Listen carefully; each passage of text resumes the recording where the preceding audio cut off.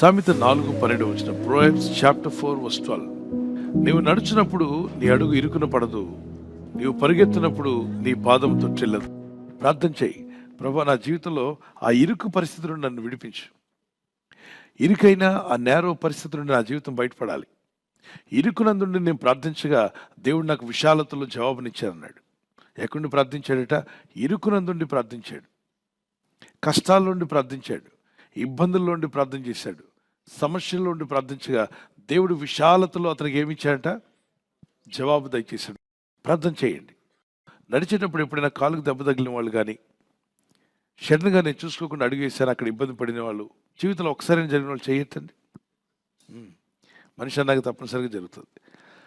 పరిగెడుతున్నప్పుడు ఏదో ఒకటి తగిలి కింద పడడం కానీ, జారడం కానీ జరిగిన వాళ్ళు చేయొద్దండి.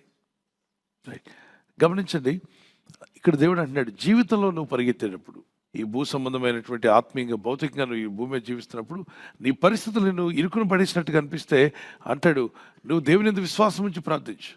నువ్వు భయభక్తి కలిగి ప్రార్థన చేస్తుంటే నీ పాదం ఇరుకును పడకుండా ఆయన కాపాడుతాడంట. అంటే నీ బ్రతుకు ఇరుకులో పడకుండా, కష్టాల్లో పడినా తప్పిస్తాడు, ఇబ్బందుల్లో ఉన్నా తప్పిస్తాడు.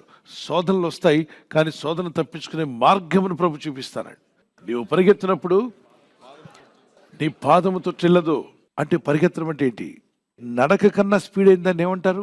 పరుగు. చాలామంది డాక్టర్స్ ఏం చెప్తారంటే, ఆరోగ్యంగా ఉన్న వాళ్ళు ఇంకొంచెం ఆరోగ్యం పెరగాలంటే నడిచేటప్పుడు మామూలుగా ఇది పడవ వెళ్ళినట్టుగా నెమ్మదిగా వెళ్ళకుండా కొంచెం స్పీడ్, మరీ ఎక్కువ కాకపోయినా ఫాస్ట్గా నడిచేటప్పుడు మరి మాట్లాడడానికి రావు.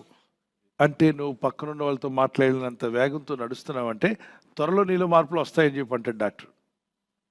అనవసరమైనవన్నీ కరిగిపోతాయి, ఆ మార్పులు వచ్చే అవకాశం. అది ఒక రోజులో రాదు, ఓవర్ నైట్లో రాదు, గ్రాడ్యువల్గా నువ్వు చేస్తూ ఉండాలి. ఇక్కడ ఆత్మీయతలో కూడా నువ్వు పరిగెట్టడం ప్రారంభించే రోజు రాబోతుంది. ఆత్మీయంలో నడువు దేవుని సన్నిధిలో ఇరుకును పడకుండా నీ పాదాలు తప్పిస్తాడు. ఆత్మీయతలో స్పీడ్ పెరగాలి. చెప్పండి, ఆత్మీయతలో స్పీడ్ పెరగాలి. కొంతమంది ఎప్పుడు ఒకే స్పీడ్. ఆ స్టార్టింగ్లో 20 ఏళ్ల క్రితం ఏం ప్రార్థన, ఇప్పుడు కూడా అదే ప్రార్థన. ఎప్పుడు ఉన్న వేగం కన్నా ఆత్మీయతలో వేగం పెంచుతామన్న వారు దేవునికి స్తోత్రం చెప్పండి.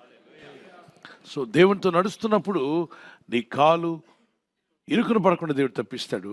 అలాగే దేవుని వాక్యముతో నువ్వు పరిగెడుతున్నప్పుడు నీవు తొట్టిల్లకుండా దేవుడు కాపాడగల శక్తివంతుడు. ఎవరెవరి జీవితంలో నడక పరుగు వచ్చిందో మీరు చూడండి. ఆదికాండము 5:22-23 వచనాల్లో హానోకు అనే మనిషి, అతనికి కుమారులు కుమార్తెలు కలిగిన తర్వాత కూడా 300 ఏళ్ళు దేవునితో నడిచాడు. మరి భక్తుల్లో పరిగెత్తిన వాళ్ళు ఎవరో తెలుసా? ఏలియా. ఒక్క పూట భోంచేసి ఆయన పరిగెట్టాడంట. అంతేకాకుండా 40 రాత్రింపగలు నడిచాడు. ఆహాబు రథం కన్నా నడుం కట్టుకొని పరిగెత్తిన ఆయన పేరేంటి? ఏలియా. నేను అనుకుంటున్నాను, రన్నింగ్ రేస్ పెడితే ప్రవక్తలందరికీ ఎవరు ముందు వస్తారు? ఏలియా గారు ముందుకు వస్తారు. ఎందుకంటే ఆయన తల మోకాళ్ళ మధ్యలో పెట్టి ప్రార్థన చేశాడంట. ఐ థింక్ ఏలియా has a great zeal for God. దేవుని కోసం చాలా జీల్ కలిగి ఉన్నాడు, పట్టుదల కలిగిన వాడు. అక్కడ అంటాడు ఆమోస్ గ్రంథంలో, నీవు పరిగెత్తినప్పుడు నేను ఇచ్చిన దర్శనము కనబడేలాగా రాసుకుని అంటించబడ్డాడు. పరిగెట్టేటప్పుడు అంట మన దర్శనం కనబడాలంట, రాసుకుని పెద్ద అక్షరాలతో పరిగెడుతూ అది చూస్తూ చదువుతూ పరిగెత్తాలంట.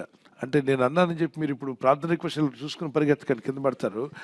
అక్కడ అర్థం ఏంటంటే ఆత్మీయ పరుగులో, ఆత్మీయ యాత్రలో కూడా దేవుడికి ఇచ్చిన దర్శనాన్ని నువ్వు మర్చిపోకూడదు. నేను అభివృద్ధి పరిచిన దర్శనాలు వదిలిపెట్టదు. దేవుడిచ్చిన దర్శనాలు విశ్వాసంతో ముందుకు సాగండి. దేవుని కృప మీకు తోడే ఉండుగాక.